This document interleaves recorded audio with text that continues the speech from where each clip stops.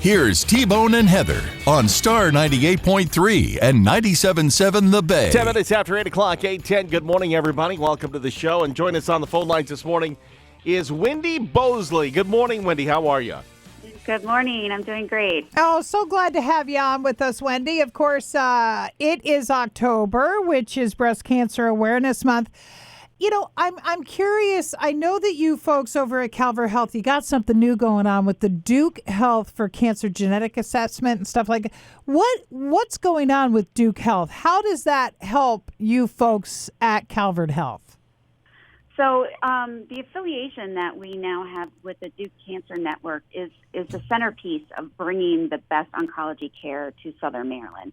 So it's going to allow our staff education and training on all the newest, latest things that are coming down the pike for oncology. And our goal for the community is to really allow, better treatment options so that patients can stay close to home.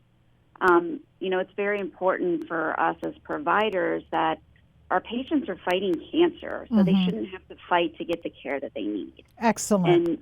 And driving 2 hours to D.C. or Baltimore, that just adds extra stress. So Yeah. Duke's gonna allow us all these resources and expertise without us trying to reinvent the wheel here. Well, there are some, really incredible things being done in the fight against cancer, and you see this every single day. It's got to be exciting for someone like you who are on the front lines to see these things coming down and these new treatments and options available.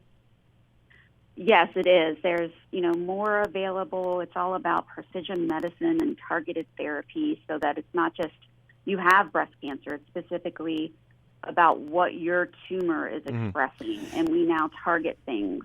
Hey, Wendy, let me ask you this when you say target things, because I spoke to a friend of mine who is fighting cancer right now, and she was, we think of chemotherapy and we think immediately, it's poison in and you're sick and the hair falls out and all this stuff. But she was telling me that now they can kind of narrow it in and pinpoint it in to where those side effects aren't as bad anymore. Is that something that is happening with breast cancer?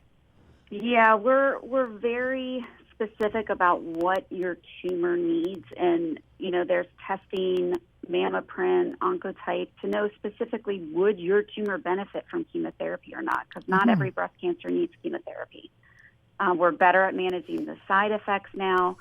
Can't do much for the hair loss, unfortunately. Right. That's just rapidly dividing cells, but no one experiences the nausea, the vomiting, all those things that they did 20 years ago. God, that's great news. Yeah. Yeah, that is great news. Oh, okay, but I'm very curious about this. And we had talked a little bit about it off air on Friday. The genetic assessment. Now, genetic assessment, genetic testing, because you hear about some women that are just getting breasts removed because their grandmother and their mother had it. They don't want, they're afraid that they're going to get breast cancer too, but they don't really go through any of this processing. What does the genetic assessment tell a patient?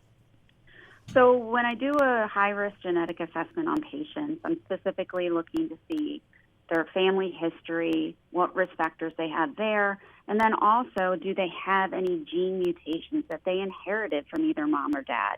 So it's more than just the BRCA genes that we're looking for that can increase your risk of breast cancer. There are now 23 genes that we test for on the breast cancer panel, and I test up to 91 genes with RNA and DNA to see if there's anything that is specifically different and puts them at a higher risk. Because it's not just breast cancer that you have to worry about. So if somebody does test for these things, has one of the 23. What is the next step? Do they just come back for more testing and kind of stay on top of it, or do you recommend removal of the breast?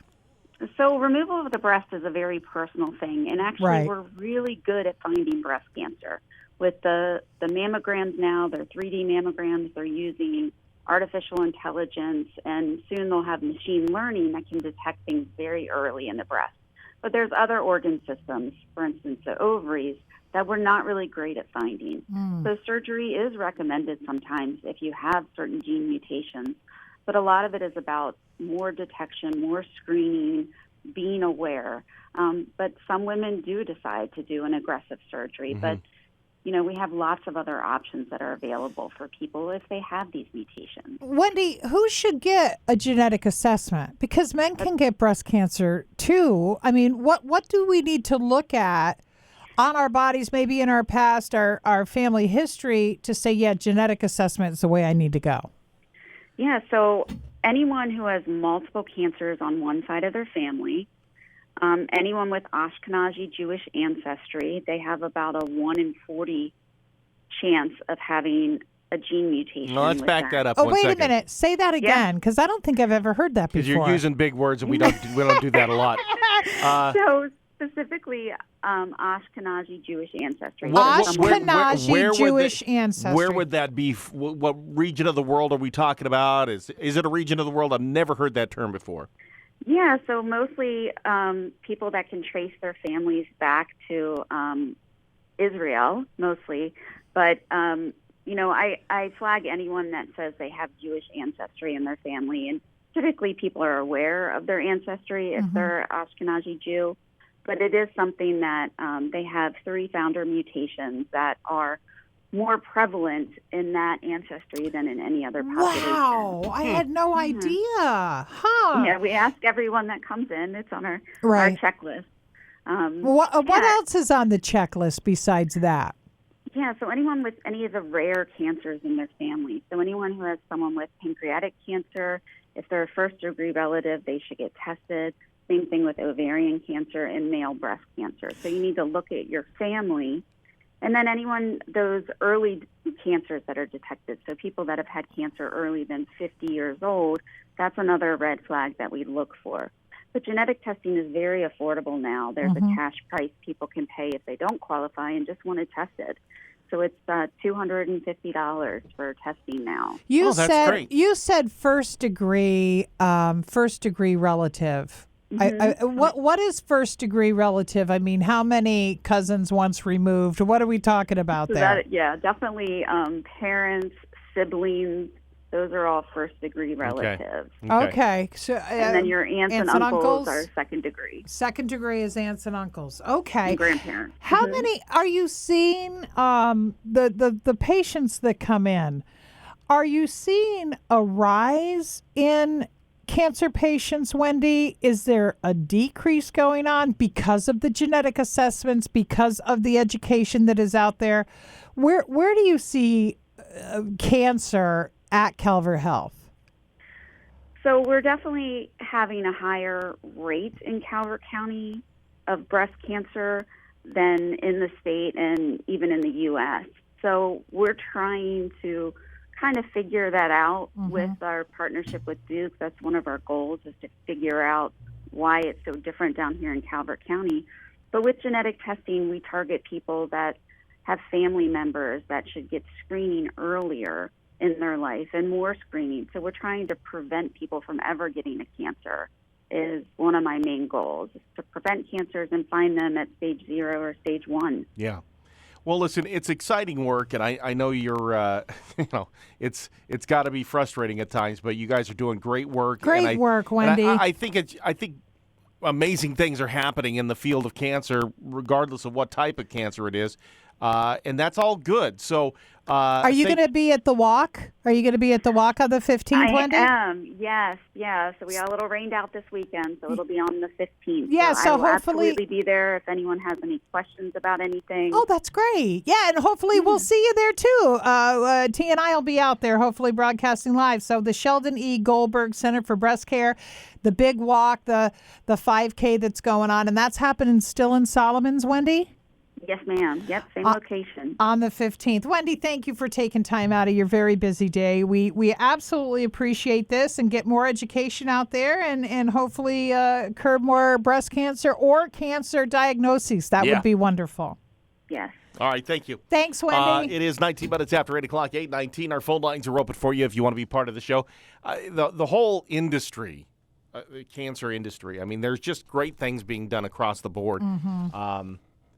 And that's exciting, man, because it's one of those things that it seems like, it's an incredibly complex disease, but it seems like they're starting to, unwind this knot. Especially with that genetic testing. I Yeah. had no idea that Jewish people were more susceptible Never and heard have that. 3 of the markers. Never heard that term in my life. No, I never have either, but they're more susceptible to it. So if you have Jewish heritage, maybe a good idea, especially during this month, to go get a mammogram. That would be a great idea.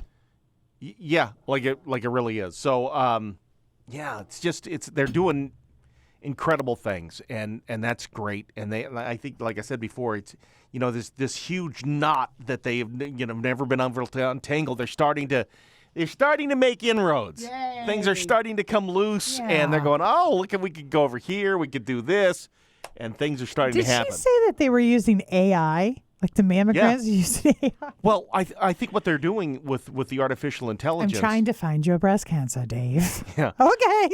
I think they're running because they can run so many scenarios. Right. Faster than, any of Yeah, us. I mean, you're talking about millions of tests happening and millions of calculations happening in like a second, where it would take, a few doctor years to ago. sit down and look and right. You might work on that same equation your whole life and never get the answer. So, I don't know. It's pretty cool stuff.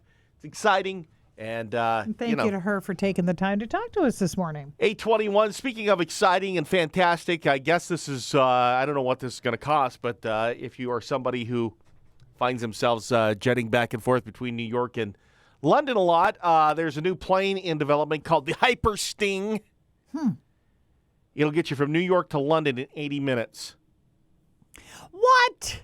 80 minutes? 80 minutes. Wait, It flies wait. at 2,500 miles an hour. Okay, so what about, they got rid of the Concorde because of the sonic boom. I mean, what are they going to do about that? Listen, again, Doesn't it get hot?